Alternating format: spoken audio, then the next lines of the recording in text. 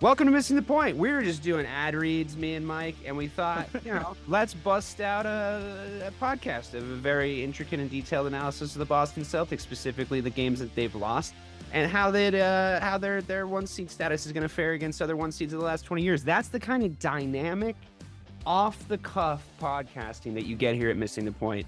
We have already recorded, produced, and released a Celtics episode this week with myself, Rayshawn Buchanan, and the real BK Bob Kelly, where we just sort of talk about the Boston Celtics and how great they are. But I now have resident curmudgeon Mike Marcangelo here to talk about the flaws, the yin to the yang, the dark side of the force, if you will, when it comes to this juggernaut Boston Celtics team. I will start the disclaimer. I will start with the disclaimer, I should say, that like we are nitpicking in this show. Like that's what the kind of the goal of this is. So if you find yourself being like, yeah, but I mean, they still have like three of the best scorers in the league. And it's like, yeah, we know. Go listen to the other show if you want to hear us talk about how great they are. This is the show about how they might fuck up in the playoffs because we're worried and we've seen them do it before. Mike, you're of the camp that essentially thinks that we've actually underperformed up until this point, as regards to the whole operation, right? Like since we got Tatum and Brown 9 years ago or whatever it was, you are a little disappointed that we've come up short, as opposed to the camp that says like, well, they were so young, they were getting the team together, this, that, and the other. I agree with you that we have missed out on some kind of key opportunities. Like notably, I still think we were a better team than the Golden State Warriors that we met in that finals series, like as far as on paper talent, but their nous and brilliance existing in the NBA finals sort of beat us out and we look tired. But just as an overall, before we get into the individual losses of this season, I'm curious to know what your opinion is on if we do come up short this year. It's almost unfathomable to think about with how good we've been playing, with how hard this steam engine has been chug-a-lugging down the line. But if we do lose, there's some serious identity questions that crop up. And as much as you might have thought that we came up short in the past, this would be devastating, I think, to both the legacy of our two best players, to the faith in their ability to get it done together. And your endless tirade on cap space plays a part in this too. So, I want to know if you can sort of transport yourself there. We've lost in 7 games to the Denver Nuggets, and what does the future of the Celtics look like to you after that? Well, so the first thing that I was going to say was it is about how you lose, right? Like there's a look to it. I personally don't think that there is shame in losing a 7-game series in the NBA Finals, right? Now, the caveat there is if you're up 22 points with 9 minutes to go in the fourth quarter and you lose that game, well, then fuck you. We're going to blow the whole thing up. Right. We are recording this right after the Cavs. Yeah. But I mean, the thing about the Golden State Finals, right, is that you're up 2-1. Like you did something that we didn't think you could do. And you went to Golden State and you won on their home court. Did the hard part. Yeah. And then, that's when it kind of dawned on all of us, like they're not really a dominant home playoff team, or they haven't been in a long time. So you got to clean that shit up. And again, if you're the 1 seed, you have to take care of home court. You have to do that. If you have a chance to close out the series, and all you have to do is win your 4 games at home, do it. I mean, if JT and Brown and Porzingis play in that series like they have all season and they still lose, I truly don't think that there's any shame in that at all. But now you have essentially said that next year you have to win it or you are going to blow it up, because that's when both max contracts kick in for Tatum and Brown. And I just keep going back to that Marcus Smart tribute night. Like he has the most Celtics playoff games under his belt without winning a championship. That's what one of Brown or Tatum will be remembered for if they can't win this year. And then we're forced to go in for it next year. So yeah, I think it does change everything, but how it looks is different. That's interesting. I mean, I thought you were going to be harder on them because I think I would be even more worried about the identity of the team going into next year if we lose in a 7-game series, even if we lose in a 7-game series in the finals, because what it'll tell me is the Nuggets are going to remain as they're currently constituted, and that's probably who we're going to see in the Western Conference. I mean, their record belies a little bit of a sneaky, amazing team. You know, Yep. I that the tier one, not that their record's bad, but the tier one of the NBA right now is us and them. And you just can tell that by watching them play basketball. Yep. Um, we played them once rather recently. We lost, but it was a competitive game. So yeah, I think I would be happy that it wasn't the capitulation we saw to the Heat last year, and then whatever the fuck that is in the team is gone, because that was a real low moment, you know, to lose out to that Heat team, who I know you are always banging on how dangerous they are because they have the Jimmy Butlers of the world. They, you know, everybody buys in, and Spoelstra's a really good coach, and he just coached circles around Missoula in that series. It Yep. was so embarrassing, and he's done that to good coaches, like, you know, elite coaches, I should say. Like, Yeah, of course. I knew it was going to be bad with Missoula. I just thought we would maybe be able to talent it out a little bit.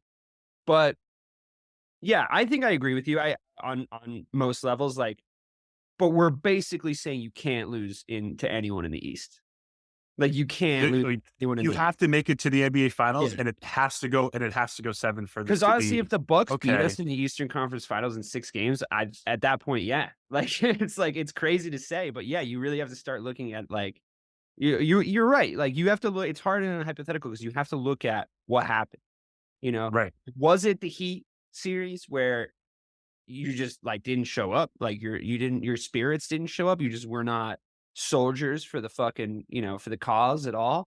Was it the Golden State loss where it's, you know, well, they're a really good finals team and we were fucking exhausted because of how much we had to shorten the rotation and the amount of really hard defense we were playing, which we were all a fan of, you know, don't get me wrong. And also Grant Williams just decided that he was going to show us all who I've been saying he was for a long while. But the the message has to be like, we just came up just short, and it wasn't because this team can't do it. It's just that we didn't do it this specific time. Now, there'll be a lot of people on the internet saying like, well, you know, we said that last year, and we said that when they, you know, lost to Golden State, and we said that when they, and you know, I mean, I get it because they are victims of their own success a lot when we think about them losing in Game 7 to like LeBron when he was still in his prime. You're like, well, it's still LeBron in his prime. He hit like a bunch of really clutch shots, but we were that close. I think people were like, they thought we were going to get there a lot sooner after that. But there's a lot to contend with when you go into the playoffs. You know, there's a lot of different factors. And like sometimes you're playing really strong teams and sometimes you're playing teams that are on like kind of rebound years. Like there's harder years to win. Am I wrong? Yeah. No, you're 100% right. And I think what makes this year different is that it feels like the front office actually aligns with our thinking. Because after all those other, you know, failures to make the finals or to win it, there were small incremental changes. Last year, Brad blew it up in the sense he got rid of Smart. He brought in KP. Like those are moves that he's telling us, he's signaling to the fan base, like we need to win now. Our job is to do that. And I think that ratchets it up a little bit, which is why some of the losses that we're going to talk about tonight in the regular season, like in the back of my mind, I was thinking like, man, it'd be good to win those games, right? Because then it tells me that they're on the same trajectory as me. Now, being 48-13 through 61 games, that's fucking awesome, right? But I love that we get to nitpick those 13. You know what I mean, man? I'm so excited. Perfect timing because we're about to do that. The Celtics started off hot with 5 wins and no losses through the start of November. And then on a fateful Monday night, November the 6th, we traveled to a Minnesota team that I think we maybe underestimated slightly. I think the whole league was sort of underestimating them, to be honest with you. At that point, we'd only played 5 games, and we didn't realize that Anthony Edwards was going to decide to be one of the best 5 players in the NBA this year. Yep. He had a great night that night, but we did take it to overtime, and the team looked, I don't want to say disinterested, but they sort of look like, all right, well, either our first like 3 shots go in and we start to like pull away in OT, or like whatever, we can like take a loss. We've won 5 in a row, which I'm going to sort of point out as a theme in some of our losses over the course of this regular season. as we are nitpicking, where they sort of said, and they did this a few times in OT, where they sort of said like, okay, like everybody just like jack up a three, and if they go in, great, and if they don't, whatever, we'll take our loss on the road and we'll just go home and like figure it out, which I fucking hated. It really annoyed me at the time because it was a really competitive game. And it was a game Yep. that I was really enjoying watching because Anthony Edwards at that point had kind of woken our players up in the second half and made them try harder than the sort of 65% they had brought on the road in Minnesota, right? And then we kind of get back into it. We go back and forth, and then it's a really competitive game, and then it's not a really competitive OT. So, what were your insights into that first game? Other than obviously, we're in agreement that Anthony Edwards is a baller, and it was his coming out party that night, and there may have been no way to beat the guy doing that night. But I also want to think like Jason Tatum's on the team, and I want him to be a guy that can be like, no, no, no. And you know what I mean? So, Yeah. how did you feel at the time, and how do you feel about it now in context? Well, I think looking back on it now, it actually makes a lot more sense because of the other losses that we've seen since. Is that if you have tall, long defenders on the perimeter against the Celtics that will stop them from gaining that momentum to drive it to the hoop, then you're going to force them to do what they already want to do anyway and just jack up threes. And in that situation, when it's one thing to jack up a three, if you're Jaylen Brown and Golden State has decided that you shoot shitty percentages when you're wide open, fine. But in this particular game, I think they went 11 of 39 from three. So they shot sub 30% and they were below 40% from the field. And they played right into the hands of the Timberwolves. And to your point, yeah, Anthony Edwards went up. I think he posted 38 that game. And, Tatum had a good game with 32 points. I think Jaylen Brown was up in the upper 20s. But the thing that stood out to me in that game that has crept into almost every single one of their important losses this year is if you have tall and long defenders, even if they're not actually tall, they're Derek White tall, they play bigger, and you meet them at the perimeter, it really disrupts everything else that the Celtics want to do or should do, and you force them to just jack up threes. Yeah.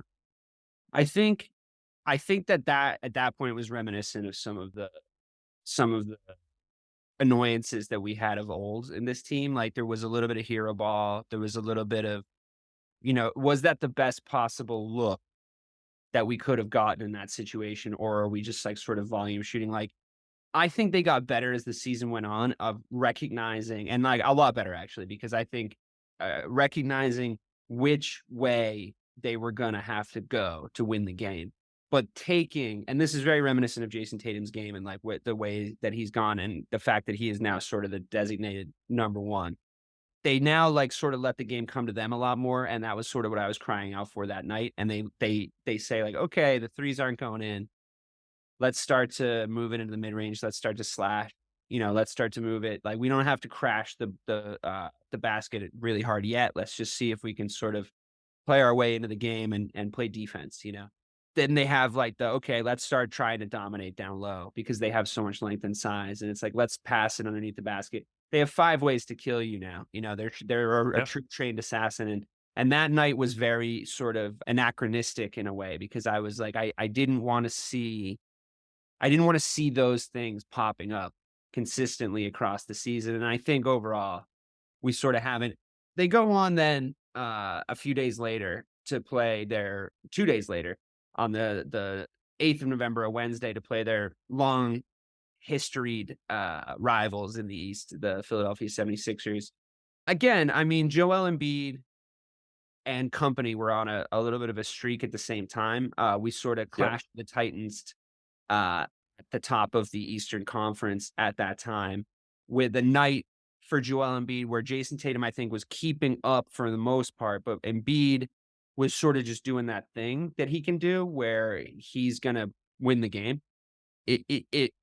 If he's not under a ton of pressure and you haven't had like 7 games to beat him up, he can come in fresh and beat anybody in the NBA Yep. with a performance like that. That being said, we had a chance to win the game late with a Porzingis shot that would have won it for us. A shot he usually makes, a shot he probably makes now, but it also I think shows signs of like there was criticism of the Cavs loss last night, which we'll get to. But should Tatum be taking that last shot? a lot of what this team's done really well is spread the love no matter the context, because so many guys are so rock solid at scoring, which has prevented us from getting into situations where, like we saw last night, where they're not managing the last 14 seconds of the game well, where they have the ball. And it turns out it's just Jason Tatum, and he's going to take a little bit too long on the play clock. Now, Marcus Smart isn't here anymore, but he was also very fucking guilty of this, as I know you know. Take a little bit too long on the play clock. And my issue with it is I always think he's going for like he's going for the fucking Teen Wolf shot where it's like the buzzer is like sounding down. It's like, no, dude, like I want you to shoot it at 2 or 3 so that everyone else can sprint towards the basket because it's the last shot of the game and try and get a fucking offensive board, which just seems like fundamental basketball to me. But I think they all want to sink it as it's like ticking down to like the last nanosecond, right? Which it's like you're not timing it for the 14 seconds. You're not shooting at 14. You should be shooting at 11, 12. But in this game, we actually got a really good look. A really good look for Kristaps Porzingis to win the game, and it doesn't go in. And again, I mean, at this point, I'm still chalking off these losses to, there's some bad habits in there, maybe, but essentially, if a little bit of a different rub of the green and we come away with the win. How do you feel about it? Yeah, this loss irritates me only because of it's against Philly, right? And this is the first time we played them without Doc Rivers being their coach.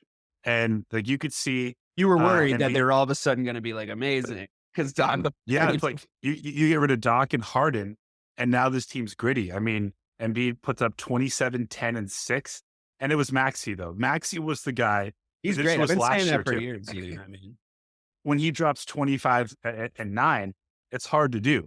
But in reality, like it was early on in the season, it was the Sixers' 6th straight win.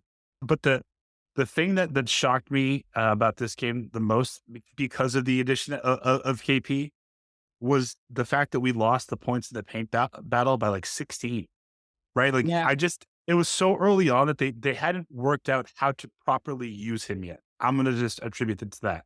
Yes. And also Al Horford, I think, was on minutes restriction still by this point in the season. And he's the guy we throw at. He actually, I think, essentially a minutes reduction or restriction for the entire season, which I'm super cool with. Because we need him going to the playoffs, like down the stretch.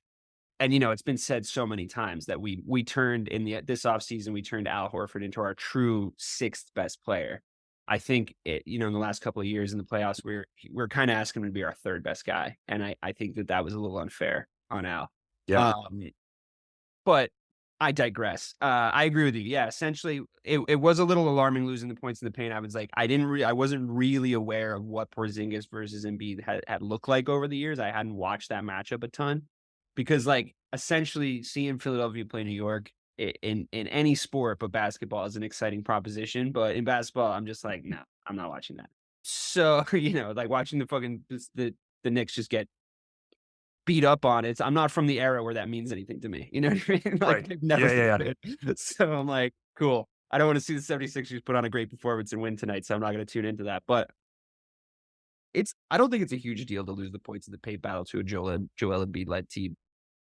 Well, I think I guess for me it was just it wasn't so much that we kept them from scoring. It's he just didn't really enter the paint that night. Didn't. Like, he didn't like really try to get into the paint that night, which I thought was like a little bit alarming. But I think we've seen since then it wasn't the end of the world.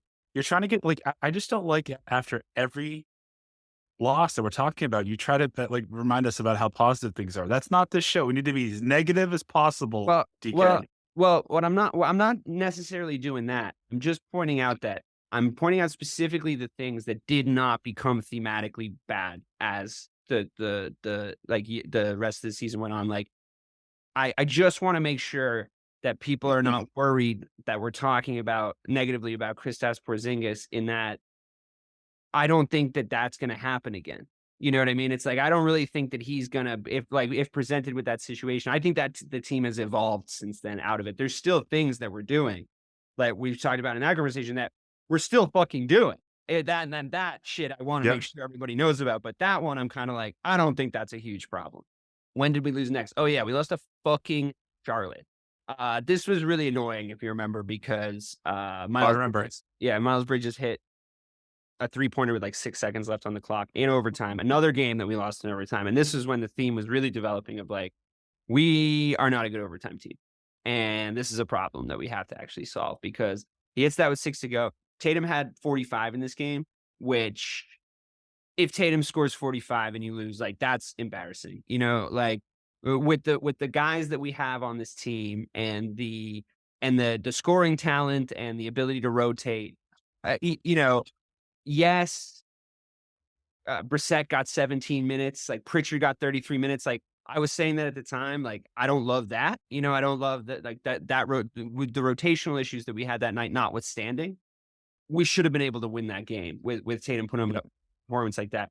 Hauser getting 3 points, Cornette getting 4, Brissett getting 1 point in 17 minutes. Like this was when I really started to bang the drum in our group chat of like our fucking bench stinks. And I hope that it's not going to matter in the playoffs because obviously you shorten the rotation, but it seemed like we were putting on really, really bad players almost immediately in games like this, which was really annoying me. And I didn't like the balance of it all of a sudden. I really didn't like how the last few minutes of that game played out for that reason. Like we really couldn't throw the correct kind of bodies out there on the floor that night. So we did make some corrections to that, obviously, in the G League and some late additions and signings. But how were you feeling at the time with essentially losing and the problem at that in that loss being so glaring? Like really a manpower issue. Yeah, I remember us going back and forth about that too, because for me at that point, again, looking back on it now, it's not that big of a deal. But at the time, you're like, okay, so they're playing down to an opponent that they should absolutely fucking Which smoke. always drives you crazy whenever that happens. Right. Like It's like, whenever we're losing to a team, we really should be kicking their ass. Like you're the most vocal because you're like, this is fucking ridiculous. Which I right. get frustrating to watch. Usually, it was like Detroit last year. They're just these teams that do it. It was almost Detroit this year. So they I know. played I us pretty know. hard. And then we were But out to be like the first team to give them a fucking dub in like a million years or whatever the context of that game was. So just a quick shout out to that, even though we won it. It's, could have been bad. yeah, we could have been talking about that just as easily on this fucking show. But another thing, like they blew an 11-point lead with 6 minutes left in that game. And it was clear that that was because that they didn't have anyone on the bench that could either stop Charlotte or score any points, right? So those are the two things that really pissed me off the most. I think, LaMelo balled out. He put up 36 points. But then also, like, Miles Bridges, like you mentioned earlier, hit that 3-pointer with 6 seconds left and hit in OT in his first start in 586 days.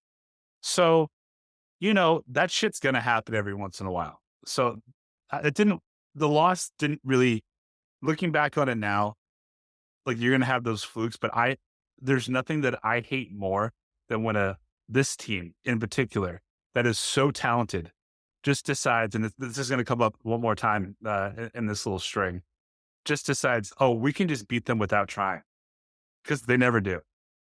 Yeah. Yeah, I mean, you can't really do that to any team in the NBA with the exception maybe of the Detroit Pistons.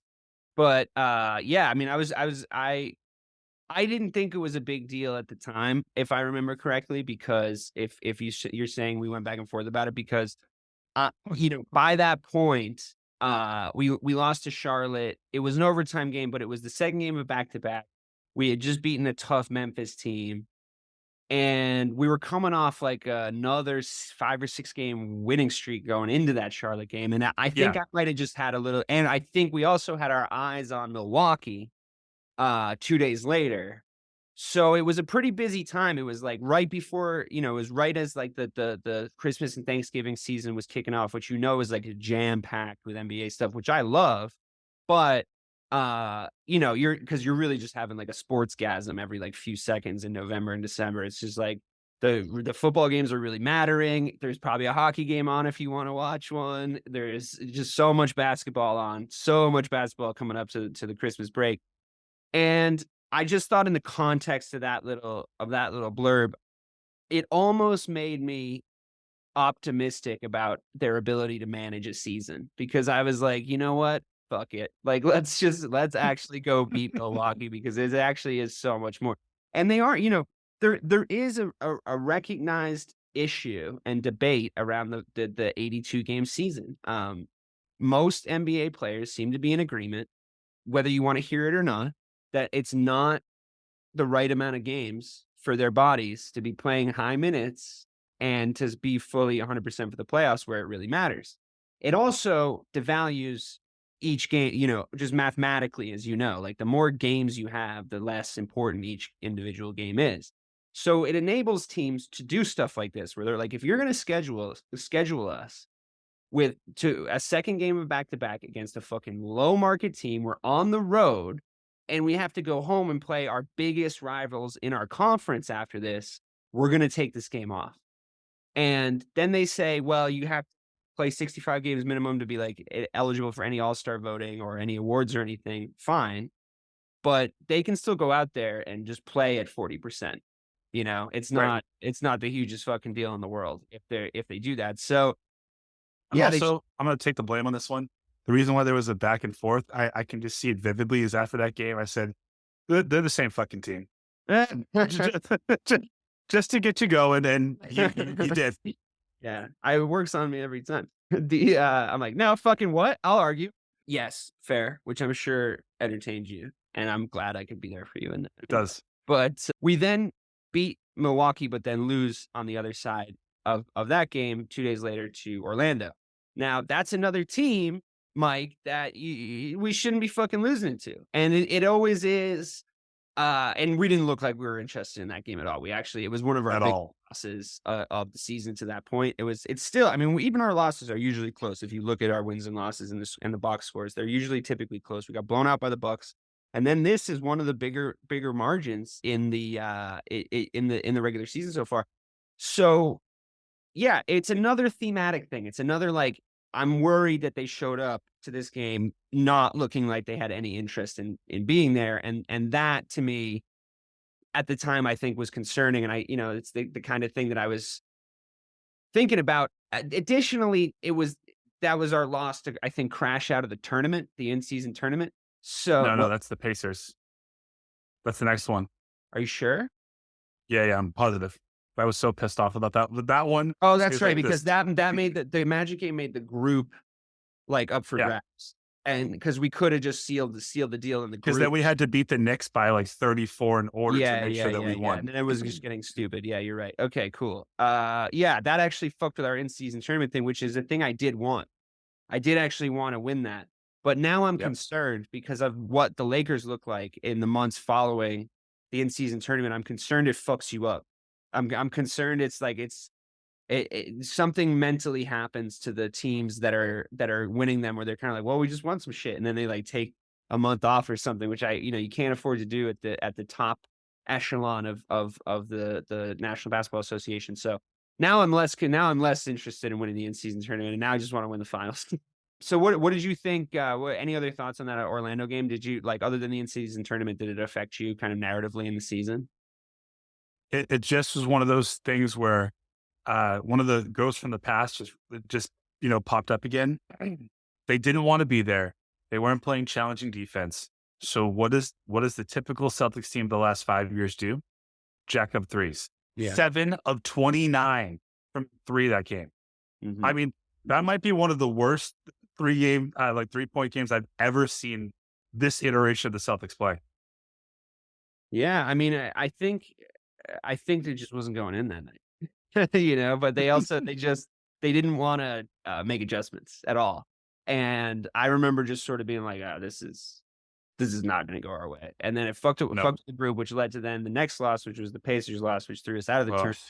A game that was really weird because typically, A, we beat the Pacers, typically. B, in games where Jalen and Jason both have 30 or more points, I would say like ballpark 85, maybe 90 to 95% of those games are games we win. If both of those guys have a box score of like 27 plus, let's say, right?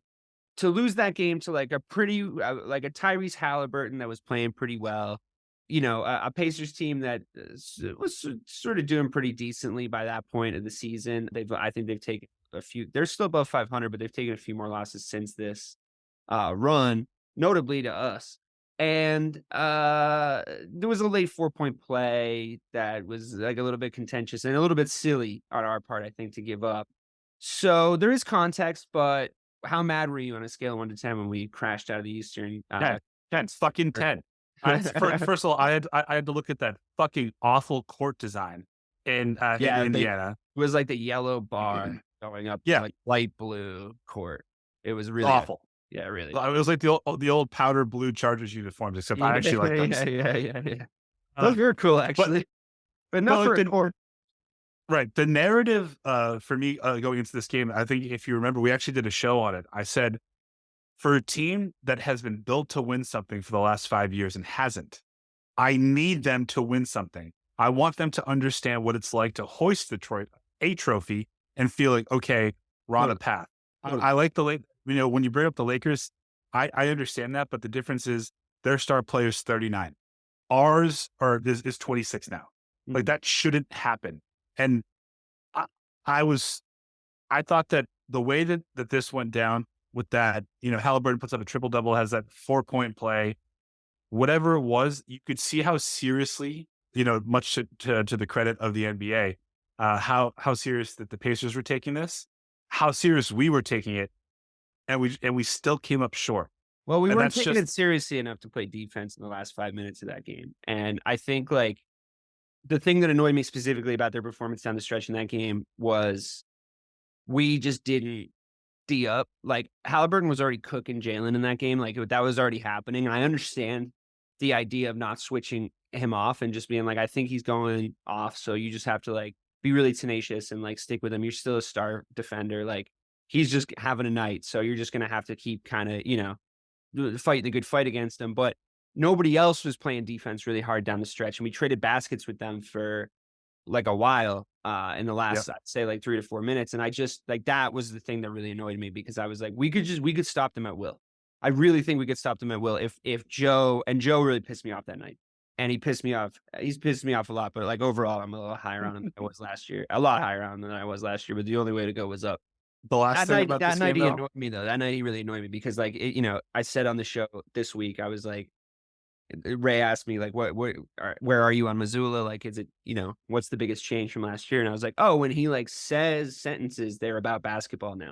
As opposed to just nonsense words about nothing. But there was a little bit of nonsense words about nothing where it's need to stay motivated. We need to stay and make sure we just stay. And it's yeah, get it. But how about, hey, can you guys trap him when he has the ball? Because we might get a turnover and you're not crashing the board and you're getting cut behind. So just take a step back closer to the basket. All this stuff I'm seeing play out in real time. And I have the luxury, obviously, of watching it from a bird's eye view on TV. And Joe Mazzulla that night was just not saying things that I want to hear my coach say down the stretch in a championship situation, as you rightly pointed out, And I completely agree about the I want them to learn how to win shit ideology. In soccer, there's in-season tournaments all the time. There's basically 3 major trophies you can win as a club soccer team in Europe before you win your whole league season, right? So when Liverpool this year won the Carabao Cup, it's the least important cup, right? It's the one that means the least, but the reason you really want it going in, when you're going to play, they do play a final, and it's there's an occasion to it. And it's at a neutral ground and stuff. But when they win it, you want them to win it for that exact reason. It's let's get used to winning shit. Let's get used to it. Yep. Let's look, this is us learning to later look like we've done it before, And those were the things that were jumping out at me. It's okay, here we are in a championship, crunch time situation. And they're doing some of the stuff I didn't want to see. See, I'm getting progressively more negative because I think that there's less, as the season goes on, there's less excuses to be made because, you've had more time to figure certain things out. And that was really disturbing to me. And they haven't been in that kind of situation again since. And it's still in there, it's still a big work for me. So yeah. You had one more thing on this game before we move on. Yeah. I think defense was one of your things that you brought up, but what became apparent to me in that game, just looking back on it, was how lazy they were offensively. I mean, they had 18 turnovers, 11 of them in the second half. you can't do that in a game that maybe doesn't actually mean anything, but you're acting like it does. Like if they do that in a finals game, I'm gonna fucking lose my mind. I promise you. I promise. So are you. I mean, because it's embarrassing. Embarrassing. Yeah, I agree. It was tough, especially when there was actual stakes. But then we we bust out a pretty nice 5-game winning streak where am I in the wrong place? No, yeah. So we lose to the Pacers, and then the following Friday we pick up back in the regular boring old season. We hand losses out to New York, Cleveland twice, Orlando twice. The 2 Cleveland wins are kind of what I was pulling on in my brain for, I think overall we're still if we were to see Cleveland, which is a possibility in the playoffs, I think we're still, despite our kind of overall matchup against them and what happened last night, I think we're still in a 5 to 6 game moving past them in the playoff situation based on what I saw at this period in the middle of December. But then they lose in a very frustrating game to the Golden State Warriors in OT. Steph was putting up circus shots. There was fouls on every single fucking play. It was the Warriors were doing all the really annoying Warrior shit that they do. They're by this point, and I think you're the probably someone said it, and you're probably the most likely candidate to have pointed it out. There was like a new sort of pallor to regular season Warriors games now because of that Yep. finals interaction. And a lot of how they beat us in that finals was like by just talking shit and like being just kind of bigger and meaner and like just more experienced in the finals and just playing mind games and doing everything they could to gain an advantage. And the Celtics like sort of let that happen to them. So for them to, I think that they wanted to go to Golden State and like, have something to say, have something to prove.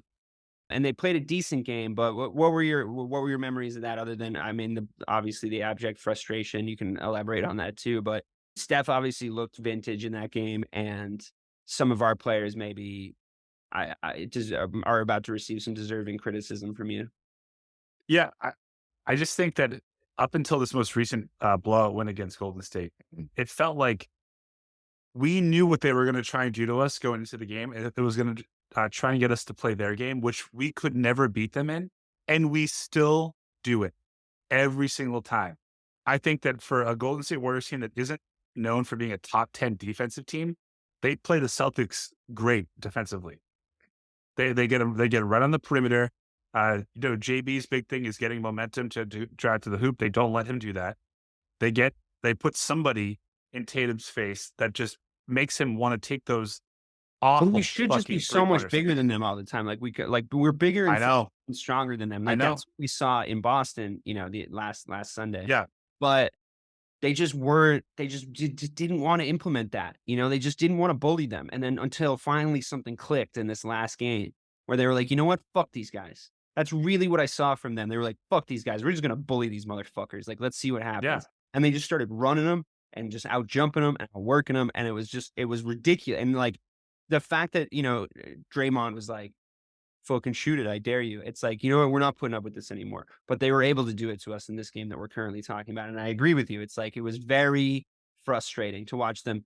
They choreograph their wins against us. You know what I mean? Like they Always, play us like fucking marionettes. That's what they did when they came back against us in the finals. They just started playing us like fucking marionettes. And it showed a naivety in the team that I was unwilling to accept by this point in their development and maturity. And I had a lot to say about like the Marcus Smarts of the world being sort of at fault for at the very least not pulling us back from that. If he's going to claim to be an emotional leader on the team, you have to dictate to the guys on the floor that this is what's happening, and I recognize it. Don't let them do this to you. You know what I mean? And I was a little concerned that my lightning rod for that blame had vanished in this game, and they're still sort of able to do it, So I was like, oh my fucking God. Now, again, a lot of my fears were allayed and wiped clean when we beat them last Sunday. But and I also we didn't do that yet. Right. You're just gonna live in the moment. You're gonna live in the moment. No, I know, but I also don't think that we're gonna see the Golden State Warriors in the finals. Like, I don't see that as being a realistic proposition. It's a little bit of a long shot. I mean, it was a little bit of a long shot the year that we did see them, but it's a very unlikely scenario. So it didn't concern me so much in the context of going to the playoffs like some of these other losses did, but it does put some stuff on tape for teams to exploit, and it's a Yeah. naivety I need them to make sure that they don't fall into in high pressure situations again, you know what I mean? And I know that this isn't your most favorite thing that I do when talking about the losses, but I'm just doing it for consistency purposes. They shot sub 30% from three again, and all Oh, and five of that's their losses important. so far, they're below 30% shooting from 3 point. Yeah, they are living by the 3 and therefore, as the old adage goes, dying by the 3. Yeah, no, I don't mind when you do that. I think it's important context, for, the style of the team and how they play. A loss to Oklahoma City, I'm gonna kinda move past kinda quickly because I just thought that was an SGA show and, we Yep. underestimated them a little bit going in. I think again, I think I was like, well, if I really saw them turn on the burners, I think we probably could beat that team like most of the time, 70% of the time, which is basically what you need Yep. to win the series. So I wouldn't be too terribly surprised if they made the finals this year, to be totally honest with you. So that being said, losing to them hurts in the context of like having to play them over the course of a long period of time. But it didn't concern me too much. But if you have any 2 cents to throw in on that one, I'm happy to hear it. No, actually, this is the most positive loss for me for two reasons. Number one, they were down 18 points with 9 minutes left in the fourth, and they brought it to within two. So that showed fight, right? Which is something that in prior iterations of the Celtics, that doesn't happen. If they're down 18 and with like 9 minutes in the fourth, they're just going to pack it in. They fought. This is the only loss so far this season where they shot 35% or better from three. What was So the that's that's what you call a fucking aberration. yeah, That doesn't happen to what was the Celtics teams. percentage? What curious out of curiosity that night, how did we shoot that night? I think it was 36%, but I can double check that for you. Yeah, I feel like that the way the context of that game played out, it was like, you know 37.5% from three. yeah, but it's like our shots didn't fall at the right time that night, even if they were Right. falling, but they didn't fall at the right time in the context of the game. So yeah, I didn't that one didn't really hurt my feelings that bad. Same with the Indiana game after that. It was the second game of a back to back, albeit with a 1 day break. It was pretty close, but we had like kind of gotten our revenge for knocking us out of the thing. Yes, Tyrese Halliburton got hurt, but I don't know. I don't know. I didn't again. It didn't jump out to me as like a game that hurt my feelings, and it went right down to the wire. So when that's the case, like you were talking about how you lose, if it goes right down to the wire, it kind of is anybody's game. Yeah, would I want them to be doing a little bit better against the Pacers, like up until that point, like not giving up like 131 points or whatever it was going into that final few seconds? Yes, but whatever. It wasn't anything crazy by that point because by this point I think we were pretty happy with the team and we were like we're pretty good. We had passed a lot of tests already by that point. Am I wrong? No, you're right. I think the only thing that just creeps back in is they started they came out of the gates really fucking hot, and then Halliburton goes down, and it felt like that they let their foot off the fucking gas, Yeah, yeah. and there I we know. are. I At the mean, end I of the know game. that was a thing in that game too, and I know that was annoying. And I remember, people saying it. So I was saying like, yeah, I know Tyrese Halliburton went down, but I don't know. That can rally a team sometimes. You know what I mean? But it shouldn't happen against a team like I like the Celtics this year. I know, You know what I I mean? I know, I know, I know. It's still got to be a lesson on some level, right? Like you have to learn from it in some way, shape or form. Also, free throws were a problem in that game. And I've been banging on about that. Like I've said after so many playoff games in our group chat, like 10,000 free throws this weekend, guys. Like, sorry. Like, hope you didn't have To any. Jalen Brown. Yeah, to Jalen Brown. I hope he didn't have any fucking weekend plans or I would Coach Carter it. Jalen Brown misses like the last two clutch three free throws, and then he gets the weekend off, and everybody else has to come into the gym and shoot 10,000 free throws. Full Metal Jacket style. So it like really rallies the Yeah, group, yeah. and like that could also work. But missing free throws is the single most frustrating thing as a fan, because I just think if it was my job, like, if it was the free throws are about how many free throws you've taken in your life. That's what free throws are about. So, it's not about your natural God-given ability. It's not. It's just about how many times you've done it. Gary Goldman's got this great bit about how he's got this superpower. Like he's like, free throws are a single parent household skill. He's like, if you tell me your high school free throw percentage, I can tell you what time your mom got home from her nursing job after you let yourself in the house like 4 hours earlier, right? He's like, it's just practice. It's Yep. just about how many you take.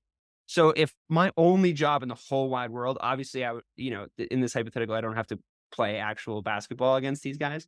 But if all I had to do in order to make a very lucrative living was shoot and make 80% of my free throws, I would be out in my front yard for 12 hours a day shooting free throws. And I need them to take it more seriously as a concept because I want Yeah. '08 Celtics win championships on their consistency, win a championship on their consistency at the free throw line, you know? Yes, their ability to hit clutch shots all over the floor, like their clutchness in general, but everybody hit their fucking free throws. Everybody always hit their fucking free throws, you know? If you were sending guys to the line on that team, it was either Paul Pierce, who held the record, I think, for most consecutive free throws made, or Ray Allen, who had obsessive compulsive disorder and literally would like not sleep that night if he missed a free throw. So he made them like a ludicrous amount of the time.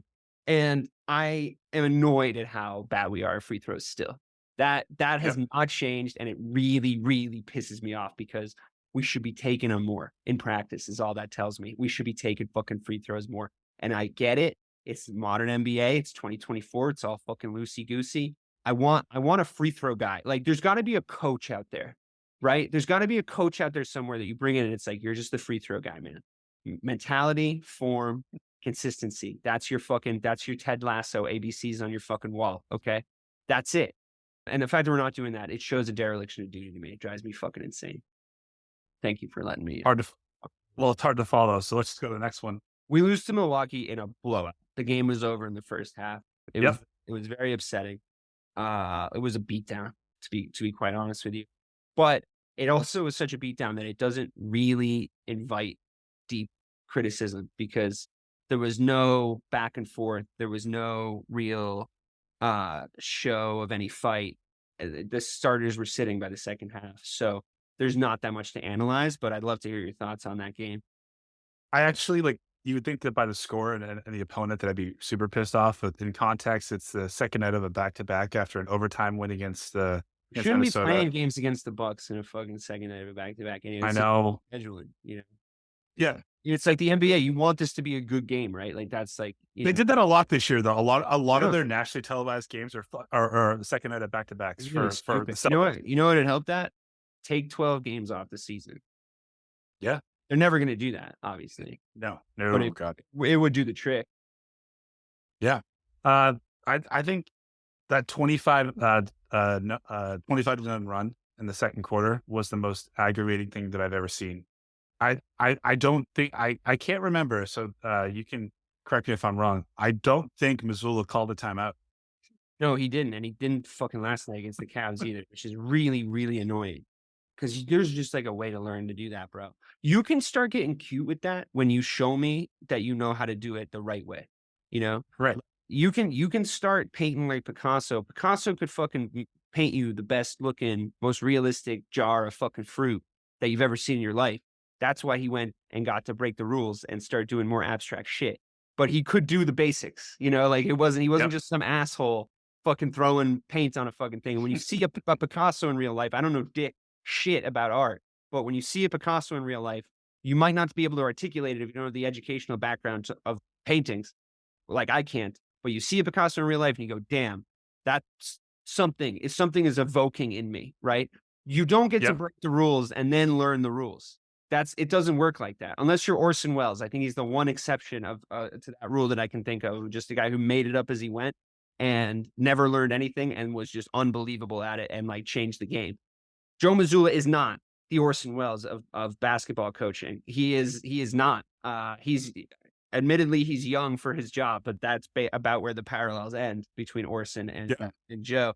And I don't think he knows when to properly call timeouts. And he sometimes tries to make it look like he's doing 3D chess when in fact he's doing 1D fucking playing with his poop outside of a 7-Eleven. So I can't stand the timeouts thing. It's really, really bad.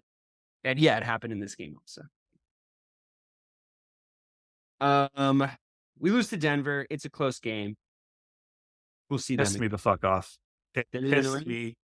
Yeah, because just again, they hadn't lost at home all year, right? Like they're at some point in time they're going to, but the game that you shouldn't do it is against the defending NBA champions when you are trying to solidify yourself as this year's them. Do you know what I mean? Like this is just another time where another big game where they couldn't close the deal. And yeah, listen, Jokic is going to Jokic. He's always going to do that. But Jamal Murray dropping 35 on you, that's you can't let both of those things happen, right? So if we know what Jokic is going to do, fine. But this is also what scares me about a potential matchup in the finals. The reason why he's the greatest player in the NBA right now is because his scoring is his second best offensive attribute because he's the best passing big man I've ever seen, ever. And he's the reason why Jamal Murray's dropped 35. I just thought that out of all the games that you had to win at home, that was the one because It then was you the get them first thinking, loss. It was our first home loss of the season, and we were pretty yeah, deep in the season when we received our first home loss. I agree. That it hurt, you know. yeah. I also think like there's something mental about if you refuse to have your first home loss be against the defending NBA champions and you beat them. I'm not saying you need to blow them out, but if you beat them, now you're in their head too because they need to get up for you when you go into Denver. What is that tomorrow night on the 7th of March? Like that would have more. Yeah. I think what I did notice in that game, just to say something on the other hand, was I really respect the Denver Nuggets and how good they are at basketball. Like they really play for Yeah, each other. They really they move the ball around a lot. The fact that their best player, like you pointed out, is a guy that passes the fuck out of the ball, it just is always gonna make for like a much better team, right? Like yep, LeBron's team's at his best, despite the fact that he's, I think, secretly liked GMing teams around himself that were awful so that he could look like he was the hero. And then he was. I mean, that fucking Golden State comeback was bananas. But I think that I really like the Denver Nuggets, and I'm obviously gonna, put that away if we see them in the finals. But I have a lot of respect for Jokic as a player, and I agree with you. Like he's the reason Jamal Murray can drop 35 because he finds him in ludicrous situations. He reads the game better than anyone I've ever seen from that position, from the yep. five. And he's like turned the whole game of basketball around. Like talk about point forward or whatever you want to call it. Like being able to run the game from there is just so crazy. I mean, you saw iterations of it before, but I don't think you've ever seen it done at this high of a level with this much No, efficiency. And he uses his size to quarterback the game as opposed to bully people, which is different than what you see. He's not Shaq. He's not dominant like that. I mean, he can't do that. But and he can turn around on you and lay it up over you in a heartbeat. Don't get me wrong. He's also a fucking wonderful scorer, which is annoying. But I noticed a lot about the Nuggets, which elevated to me the Celtics performance in my head. And I think the thing that really annoyed me about it is I thought that they put in a decent performance up until that point, notwithstanding some of the stuff you pointed out. And our last shot was so aggravating because we don't run plays, right? And like this is a another thing theme. this is a thing that still happens. And it's like, guys, we need compromise with me. Like, I'm not asking you to be like the '08 Celtics where Rondo called the play every fucking single time he went down the court, and we had a playbook of like 60 fucking plays that we could go to. And, one of them being like Rajon Rondo jumping up and laying it in against the Heat in the last second. It's like these plays were drawn up.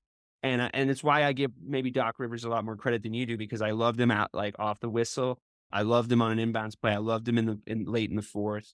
All things that like he doesn't seem to really know how to do anymore since like leaving the Celtics for whatever reason. But Sam Cassell's on this coaching staff. Like where is the plays that work in these situations and matchup specific? In that game, Tatum gets the ball, takes a really dumb dribble, and then puts up like a stupid Kobe Bryant like turnaround jump shot. And it's like, maybe just don't do that, or maybe do like literally anything else than what you just did. Like that would be great because when it's 102, 100 and you have like a decent chunk of seconds, like whatever we had 6 or 7 seconds on the clock to get Yep. it off, And, it's like a bad pass to a guy who's not really, hasn't gotten himself into a position to get a good look, which is annoying when it's your best player.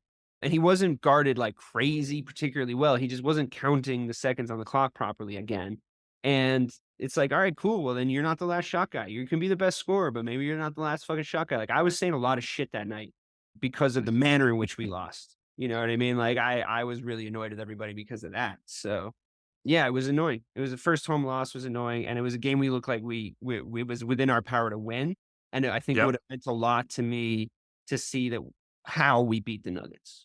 Yep. And I'm gonna need them to show me that at some point because it's getting down to the wire. So we're coming up to another game with them in this road stretch. Bobby and Ray and I talked about maybe would we love to see them lose all the other games and just beat the Nuggets? And they said no in the end. But like secretly, I was like, I don't know. It's like we know how to beat all those other teams. I want to see that we can beat the fucking Denver Nuggets, And a Yep. decisive win would also be wonderful. So Ray also did call that we were going to lose this Cavs game and then go on a 4-game winning streak. And it would be awesome if that was the case, I think, just because the Nuggets are in Yep. there.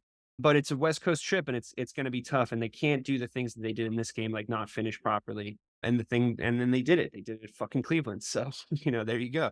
We then get handed a loss to the Clippers, which, I feel like every single time, the only times where the Clippers are fully healthy is when the fucking Celtics are in town, to be honest with you. So I think that's a thing that seems to happen on a regular basis. But I seem to have a vague memory of you having quite a bit to say about this loss. So the floor is yours. Again, like this team is a team. Yes, it's comprised of people that are big names, but in reality, we are more talented. What pissed me off the most about this game, aside from the fact that it was our biggest loss at home, only our second loss at home, right, was just how bad you shot against a team that doesn't play good defense. So the Celtics they shot 35% from the field, not from three.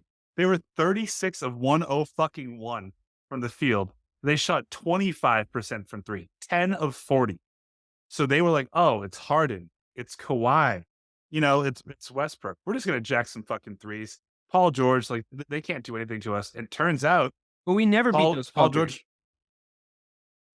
Well, we beat the shit out of them in December, like utter shit out of them. But then they handed us a very similar loss last season to this one, Yeah. where it was just like, oh, we're just not shooting like at all well, so let's give up. And it's like that's a But theme that we're pointing out here. But I mean, a 21-0 run, it's just trash. Like I have no respect for any team that James Harden is on. Sorry. um, so that's why it pisses me off so much. Fair enough. I was more pissed by the loss to the Lakers. I hate losing to the Lakers. I have Lakers fans in my stratosphere that I just don't want to hear from, and I will, especially when Austin Reeves is hitting 7 threes and there was no LeBron James and no Anthony Davis. Like losing to a team with those two guys in their street clothes, they're frankly absurd street clothes, is really upsetting. I had to hear it from every fucking corner. I live in Los Angeles. I hear about this. I'm a lot of people's only Boston fan that they know in this place. And I'm not like quiet about it, if you can imagine that. So I can't imagine that. but you know what that leads to most of the time when you're talking to Lakers fans, like no offense, Lakers fans, although offense, I start talking to you about it, and it turns out you're not a Lakers fan. You just grew up here, and you don't know dick about shit. So that happens more times than I mean a knowledgeable one. I just want that like on the record. If it's anecdotal, it's still statistical, at least in this one sample size. So Mike, you can take that and run with it. My friend Dave says, but I mean, I'm just saying per capita in Boston, you start talking about the Celtics to people. Most people can hang. That's all I'm saying. Yeah. Yep. Not my experience here. Can you tell I'm still bitter about this loss? I heard about it from people. Yeah, it's unacceptable. This is like this is when the Ray Sean like absolute like dissection of the team deserves to come in. Like absolutely fucking unacceptable. You do not get to lose to the Lakers ever, and you sure as fuck don't get to lose to the Lakers when LeBron and AD are sitting. That is unacceptable. That is you're doing suicides. You're all doing fucking suicides all weekend. I'm sorry. We're not fucking around like losing to the goddamn Lakers. I know everybody's fucking best friends in the NBA now, and you guys are all going over each other's houses and shit. I fucking hate them. We can't lose to them. Don't lose to them. It's gonna be it's gonna piss us all off really, really badly. Like, I'd rather like if you're gonna have a losing season as as Celtics, you still have to get up for the fucking Lakers games.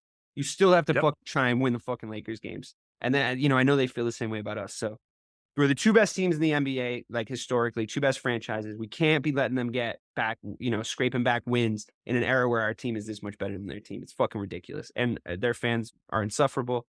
And how'd you feel about this back-to-back LA loss?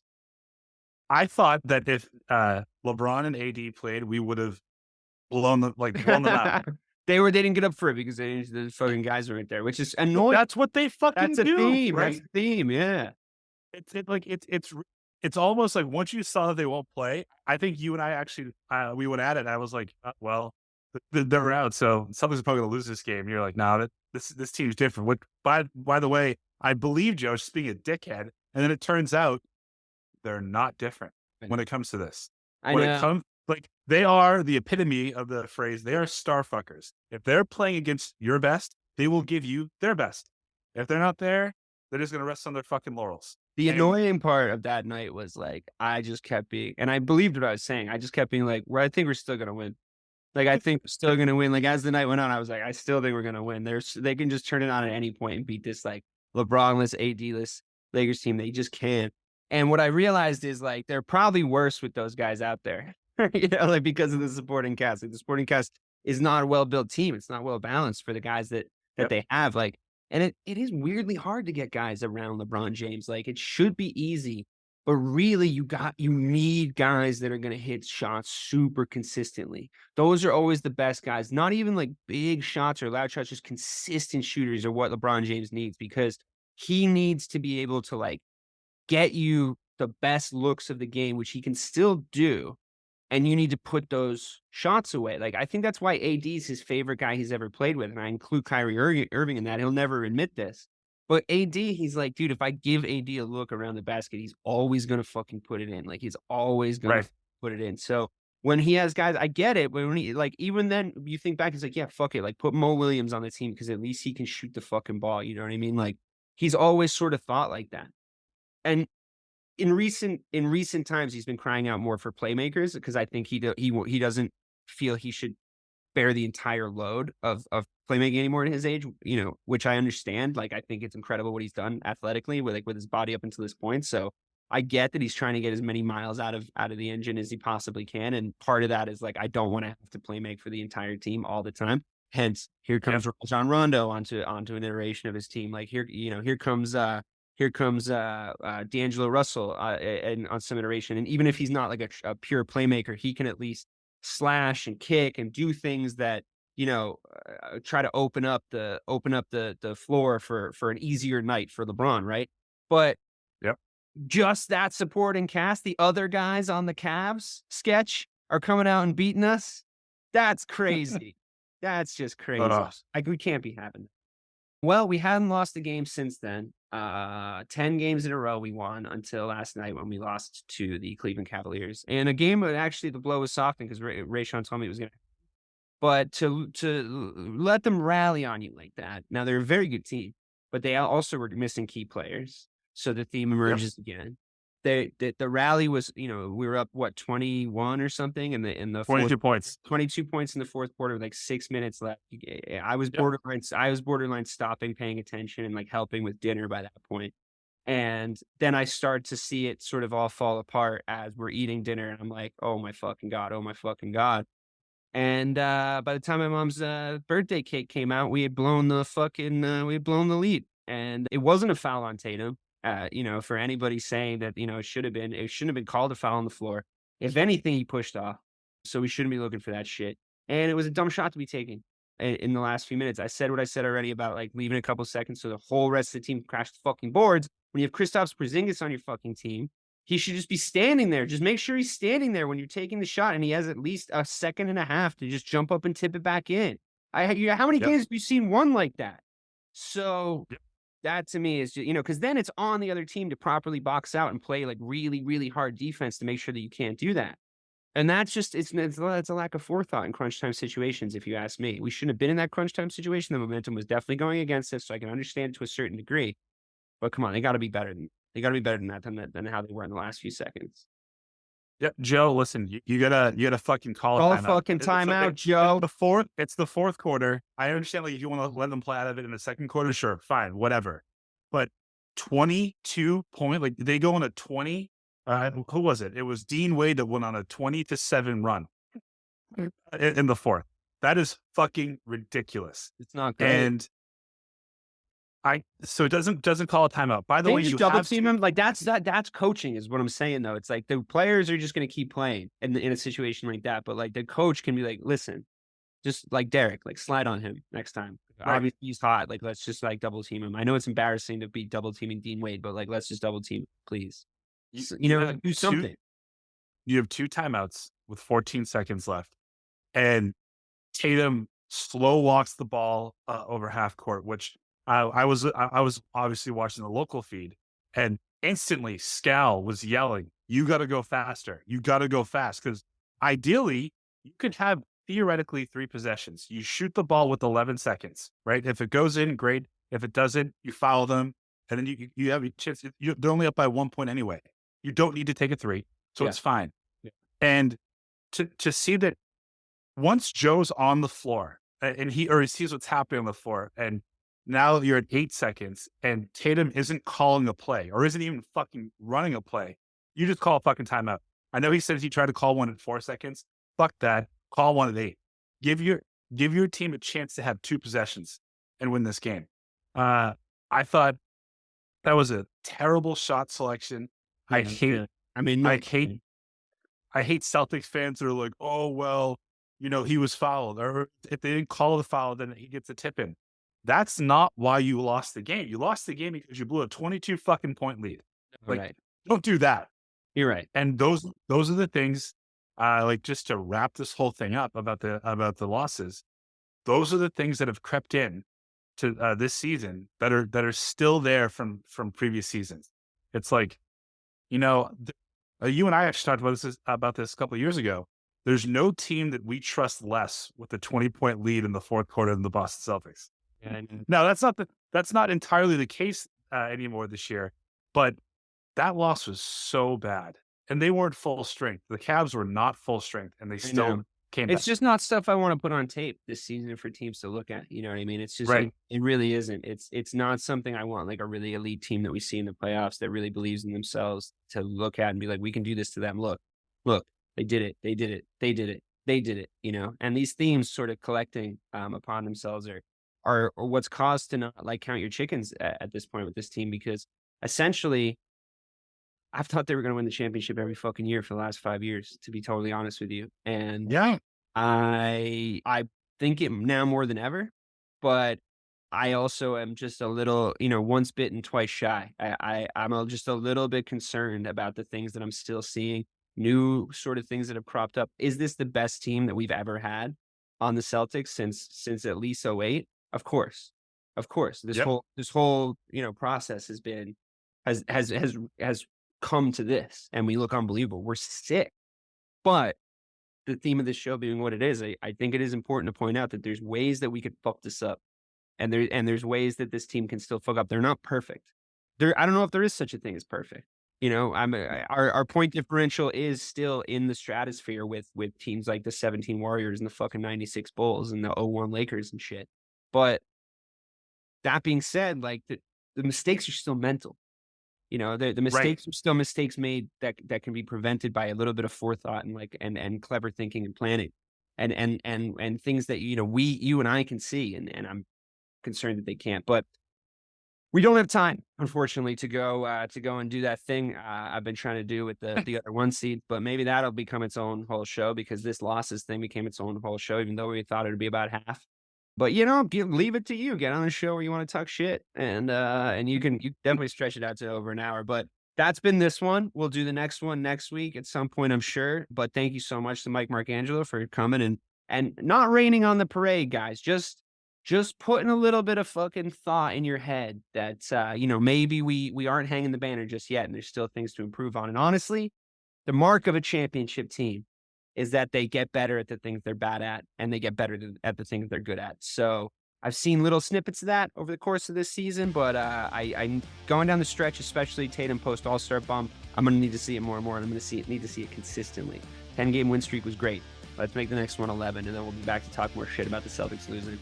For myself, DK Sizzle, for Mike Marcangelo, that has been Missing the Point.